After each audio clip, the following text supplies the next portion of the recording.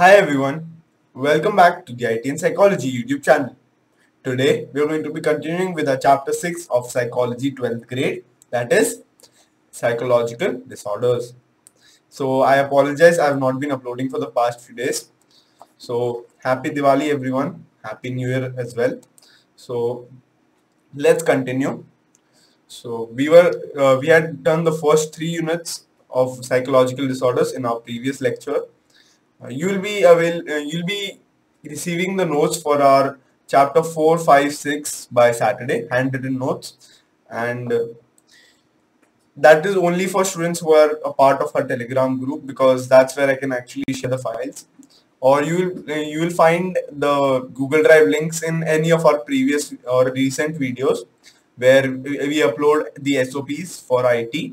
So you'll find the folders or the PDF versions of our notes in that Google Drive as well. So you can access those files and see the handwritten notes and make your notes as well. So as far we had completed the first 3 units, we move forward to our unit 6.4, mental wellness. So the title is self-explanatory, that how an individual can keep his mental psyche at the best, and he can have a healthy life or lead a healthy life. So mental wellness, where a person is actually happy with what he or she is doing. So we start out with reading it out. Study 2 examples given below and decide who leads a better life than the other. Why do you feel so? Remember, in both cases, both these examples, the person described is not suffering from any psychological disorders. So we'll read the first activity, our second activity for unit 6.4. So first example here is Karan, an 18-year-old student, got admission in one of the reputed engineering colleges. After few weeks, he starts finding engineering uninteresting and difficult. He feels doing engineering is useless and a waste of time. He keeps himself out of the classes and spends most of his time wandering around the campus. He feels his life is a waste. Second, Pramila. Pramila is an 18-year-old whose father died recently. She is the eldest in the family. She and her mother are extremely worried about the financial crisis that they are soon going to face.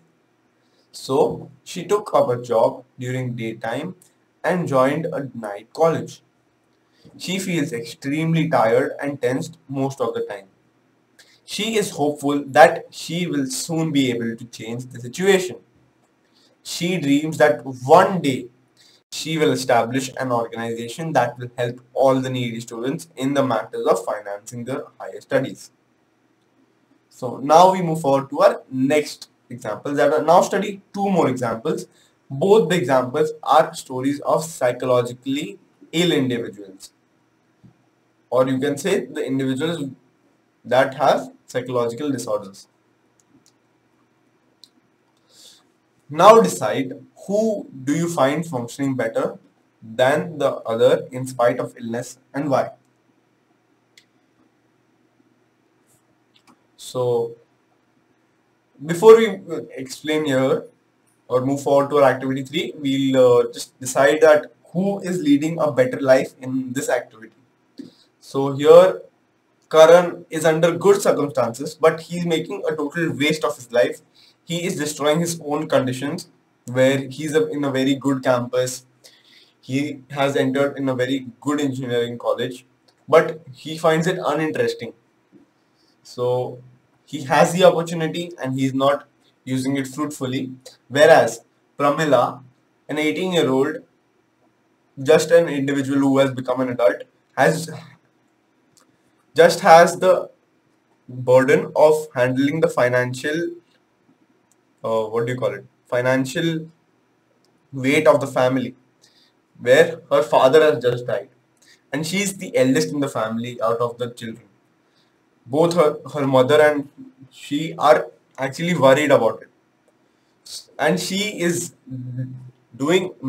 she's just doing many efforts to reach a point where she will be successful and make her mother reach a goal where she'll have a happier life than she's having now. So here in the first example, an individual is in a good supportive situation and he's not using it fruitfully. Whereas an individual here is in a very bad situation and she dreams of getting in a fruitful situation by doing the efforts. So this shows that without mental illness as well, people take advantage of their conditions. So then we move forward to our next activity. Now decide who you find functioning better than the other in spite of illness. Why? The first one here is Santosh is a drug addict. He has realized that his habit of taking drugs has caused him a lot of damage, physically and psychologically, socially as well as financially. Now he is determined to put an end to his habit. He failed in many of his attempts, but he is convinced that with continuous treatment, he will be able to lead a normal, healthy life again, and will be able to fulfill the needs of the family. So, the first one. Then we move on to one next one, that is Lalita's parents are always fighting. Her father is an alcoholic and beats everyone in the family. She is extremely sad and is not able to focus on her studies. She has stopped interacting with anyone, including her friends. She feels very lonely and feels that her life is of no use to anyone. She feels the future is dark and gloomy. When asked about what she wants to do in future, she says that she has no goals in life. She feels very tired and says she is fed up with life. So as you guys can see that Santosh is actually functioning better in this situation because he was in a very dark situation, physically, psychologically, socially, as well as financially. So now he is rehabilitating himself to come up from his worst position. Whereas Lalita, she is influenced by what her parents or what her dad does, that is fights or the toxic environment actually affects her growth in her life. So now she's just pessimistic instead of being an optimistic individual like Santosh. Even though they both have mental illnesses or so this was how we differ here. Now we'll read the explanation given to us by the textbook itself. In the first two examples, you can see that in spite of having many difficulties, Pramila appears to be functioning better as compared to Karan, who is well placed and has fewer problems. As I said, a person with all the opportunities will misuse them. Similarity in later two examples, though both of them are suffering from psychological disorders, we find Santosh to be doing better than Lalita. He is rehabilitating and he will come to a better self and he will rejuvenate as he becomes an optimistic individual. This is because mental health or mental wellness does not necessarily mean absence of illness. Then what is mental wellness? On the basis of the above examples, can you identify some markers of mental illness? What are the main differences between Karan and Lalita on one side and Pramila and Santosh on the other side? Let us study what exactly is mental wellness or mental health. So mental health is literally the dissection of an individual's thought process. Mental wellness. So we move forward to what actual definition has been provided to us by WHO itself. So the World Health Organization, WHO, defines mental wellness as a state of well-being in which the individual realizes his or her own abilities, can cope up with the normal stresses of life, can work productively and fruitfully, and is able to make contribution to his or her community. So this is the actual definition of an individual with mental illness, or the individual that has an inert sense of processes that have to be conveyed in our daily life, and he or she understands what their abilities are and what are the limits of their abilities, and they can accordingly work efficiently to make their day better. So this was the definition for mental wellness as provided by WHO, given to us in our textbook. In example 2, we can see that in spite of all difficulties, Pramila does not succumb to unfavorable life circumstances. That is, she looks on the brighter side. She is optimistic about her situations. She does not feel that she has to sit here and just be thinking dark thoughts like Lalita does. She has better things to do according to her, and she will grow in a much more fruitful way than Lalita will in a future.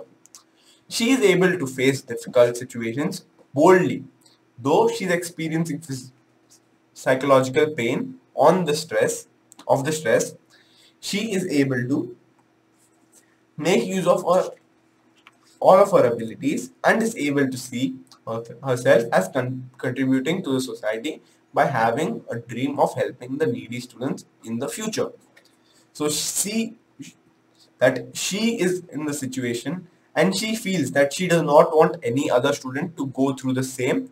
So thus she'll help students and make them more optimistic than she is at that point, so that they also can lead a healthy life and have mental wellness.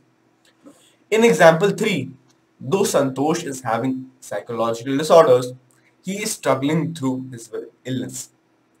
He is trying his best to develop himself as a normal person again, who will be contributing fruitfully to the wellness of his family. So he's trying, as Pramila is, they both are trying so that they can have a better future ahead. They are building a very strong foundation for it.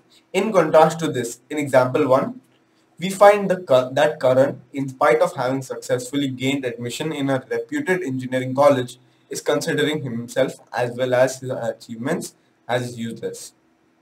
He is not making the best of his abilities and sees no goals for his life.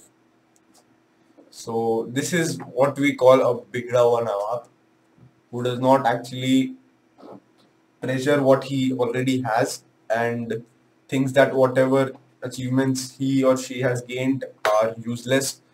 So do not think of anything as small, because if you are studying from a phone today, there are individuals who do not have phones at all. They are still studying from their textbooks. They cannot attend their online lectures. Literally, many parents are just moving outside without their phones just so that their children can attend the lectures the whole day, other than they getting entertained on their phones.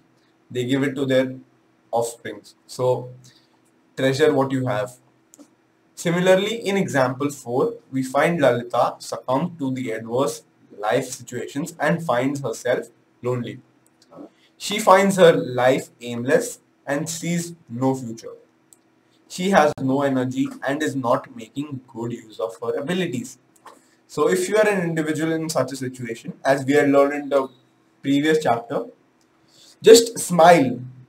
See, your smile, even though you smile forcefully, you will automatically, after a few minutes or seconds, you start to feel positive again. Just have a smile on your face, or do something positive or something that brings the good out of you.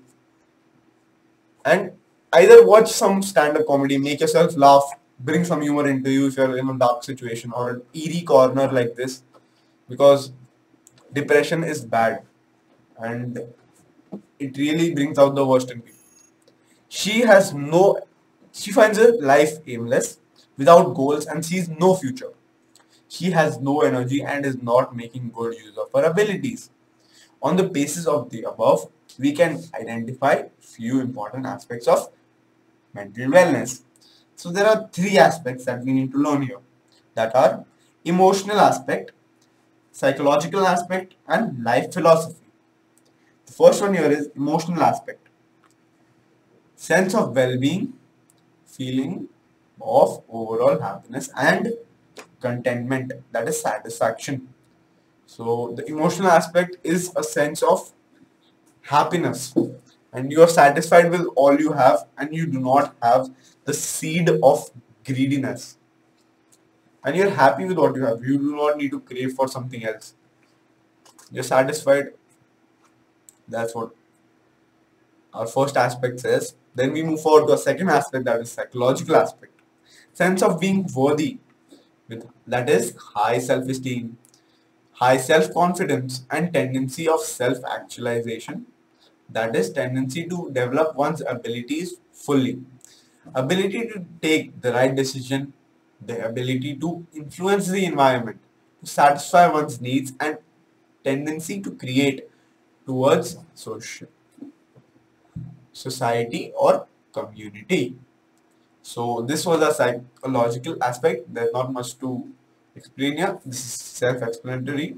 And if you don't understand these, feel free to drop a message on the Telegram group. You can join it via the link given in the description. That is solely for your doubts. You can contact me there on the group or you can DM me. My ID there is Dev Mahe. You can contact me on DMs. I'll send you handwritten notes if you need.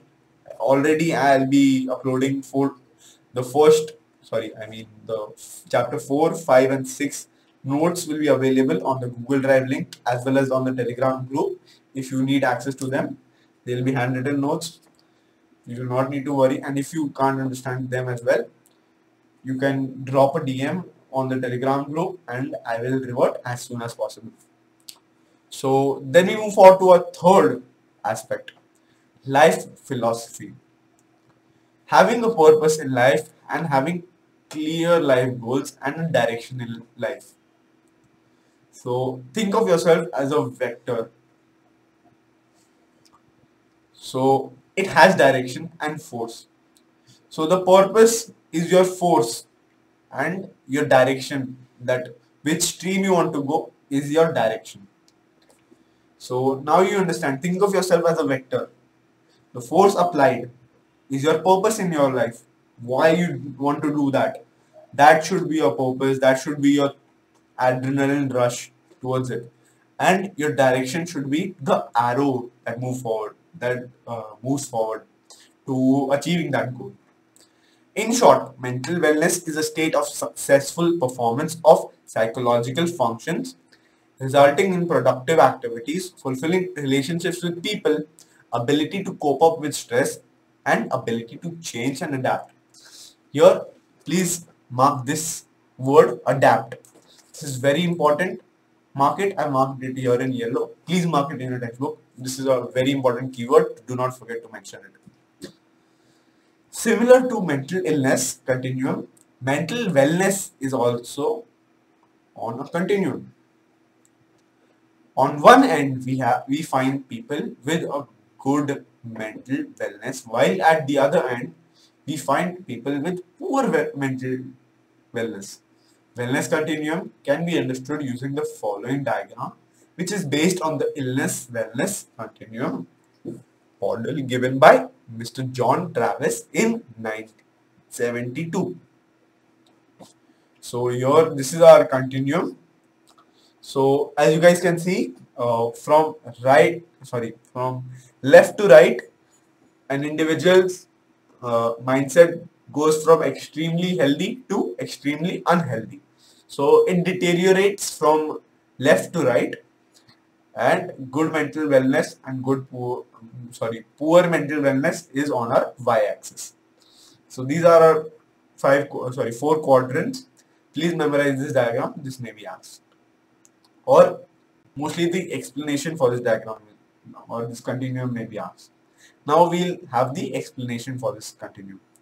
The horizontal line denotes illness continuum, while vertical denotes wellness continuum.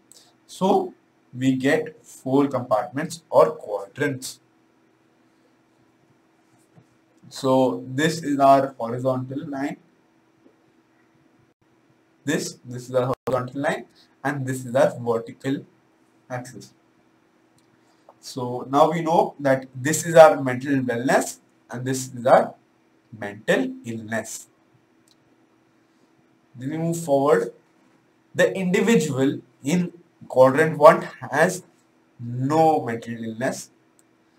He experiences happiness and feels confident to face difficulties. This is the ideal state of functioning.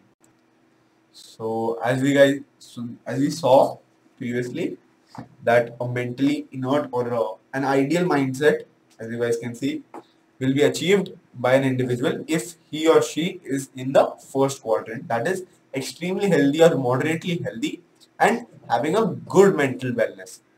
Then we move forward to our quadrant 2. In quadrant 2, also the individual has no mental illness, but he experiences subjective feeling of grief or unhappiness and sees no goals in life. So even though his or her mental illness or he or she is very healthy, they have a poor mindset or are pessimistic in life. Then we have our quadrant 3. Individual belonging to quadrant 3 is suffering from mental illness, but in spite of illness, he experiences high sense of subjective well-being, has good self-esteem, and is hopeful. So here, an individual is suffering from mental illness, but he or she is very optimistic over here. So this is for individuals like Santosh. Then we have quadrant 4, where an individual is pessimistic as well as is very ill. So this is our Lalita, as we saw in our example 4, and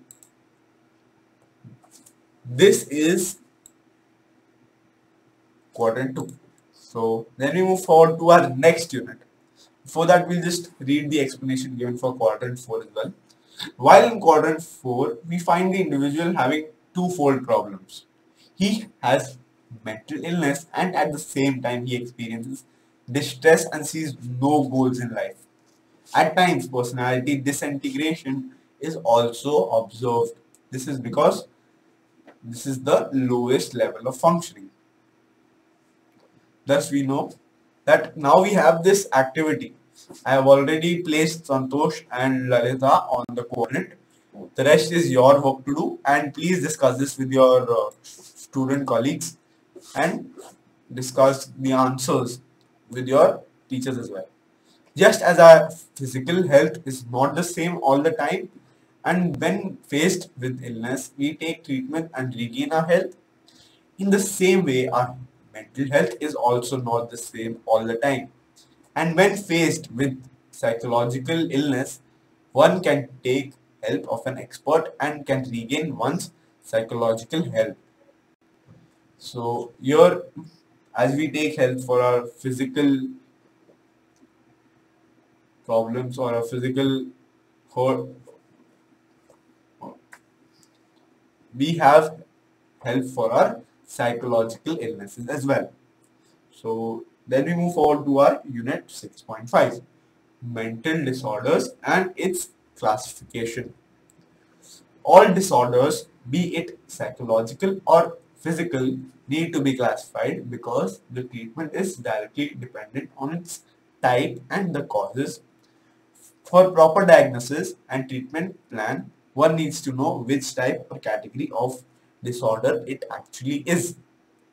So here we have been told that either let it be a physical disorder or a psychological disorder, it needs proper diagnosis and a proper treatment plan separately for every individual because not everyone is the same, and the disorder may be the same, but how the disorder reacts in an individual's body or how an individual reacts to the disorder is different in every individual.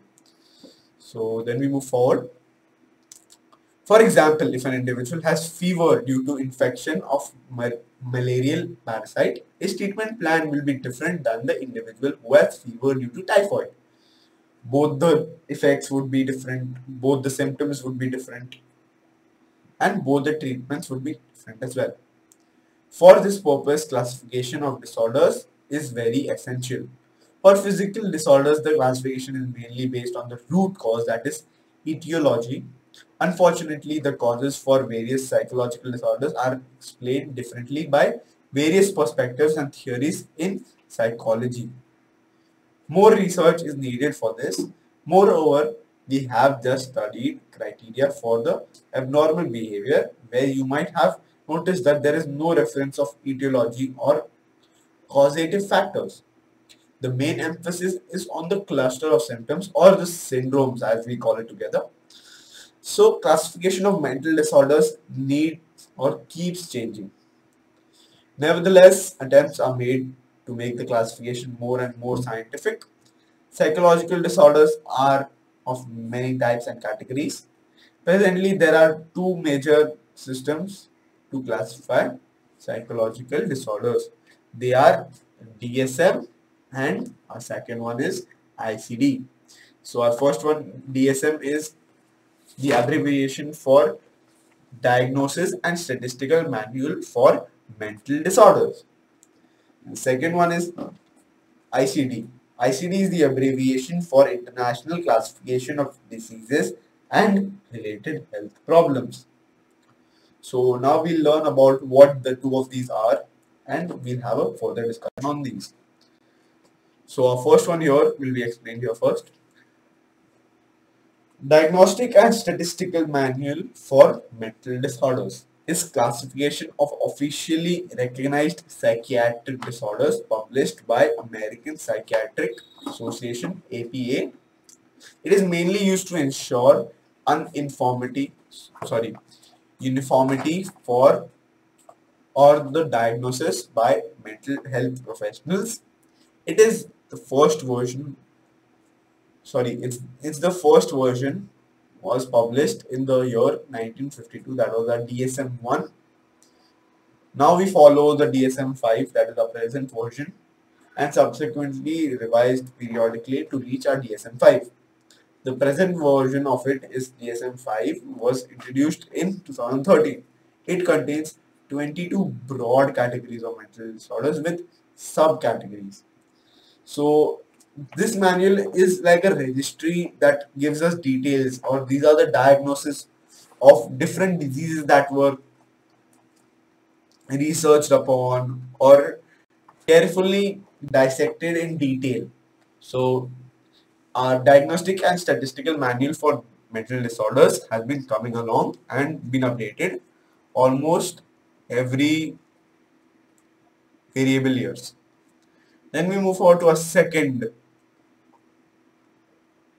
that is our International Classification of Diseases and Related Health Problems, ICD, is created by the World Health Organization (WHO) for documenting all types of diagnosis, diseases, signs and symptoms, and social circumstances.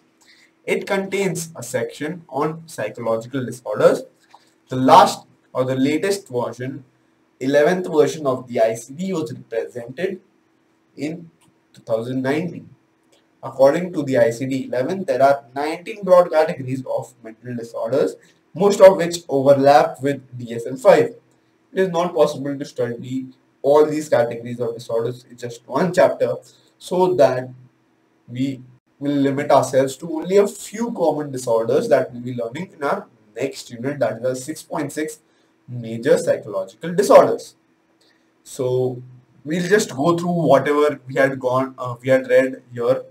So please, if you're taking notes, just note it down, because these are from my own notes I'll be reading out. So our first pointer here would be mental wellness is a state of well-being in which individual realizes his or her abilities, can cope up with the normal stresses of life, can work productively and fruitfully, and is able to make contribution to his or her community. Second pointer, the three characteristics of mental wellness are related to emotional aspect, psychological aspect, and life philosophy. One end of the mental wellness continuum shows good mental wellness while the other end indicates poor mental wellness. The health or the mental wellness continuum is based on the illness wellness continuum model given by John Travis in 1972. The four quadrants on mental wellness continuum indicate the different levels of psychological well-being or illness. So, the classification of mental disorders keeps changing due to various reasons. Presently, there are two major systems to classify psychological disorders. They are the DSM-5 and the ICD-11, Diagnostic and Statistical Manual for Mental Disorders and the International Classification of Diseases and Related Health Problems. So this was the end of our lecture here. Thank you for watching. Please like, share and subscribe. We are soon going to be reaching our goal of 500 subscribers. Thank you for your support all along. And if you have any doubts pertaining the topics taught in this video or the topics taught in previous videos, you can contact me on Telegram via the link given in the description. And you can support the channel by following me on Patreon. And please stay safe and take care. And if you have any suggestions for our next videos or what topics you need to cover, we need to cover, may it be related to the board dates or the paper pattern which has already been uploaded. We have uploaded the reduced syllabus details for our 12th grade syllabus or revised syllabus, which I had to literally translate. And then we have the paper pattern for both IT and psychology that has been uploaded in singular videos. You'll find this playlist in the description, and all the links are available in the description. You can read through them and you'll find what all content has been put up here. We have 50 plus videos over which we have completed the first 5 chapters in psychology.